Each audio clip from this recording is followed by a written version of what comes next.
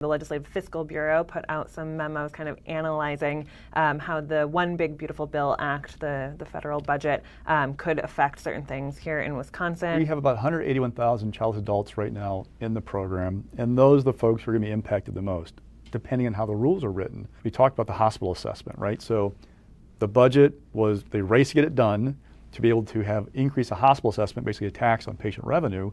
All the money we're getting right now is okay for this budget. Looks like $918 million plus in additional payments for hospitals, good each year. But down the road, you could see it ratchet down just a little bit, so you gotta watch that.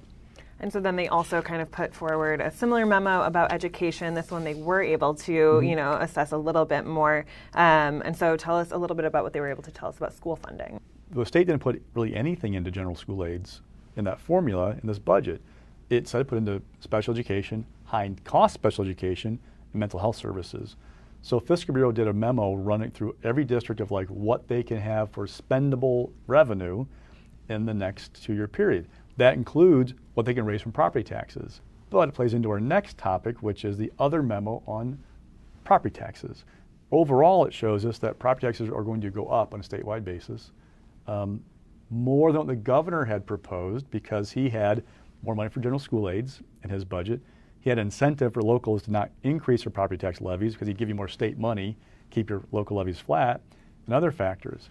But the increase would be smaller than state law prior to the budget because of other factors that were going into it. You also can't ignore the governor's 400-year veto, because remember, in the last budget, he vetoed language that allowed then an annual increase of $325 per kid per year for 4 centuries. If you don't put state money into that formula, that increase is picked up by property taxes. So that factors into this entire revenue. Either way, more than likely, you're going to see a property tax increase in December, and then again next year under this budget.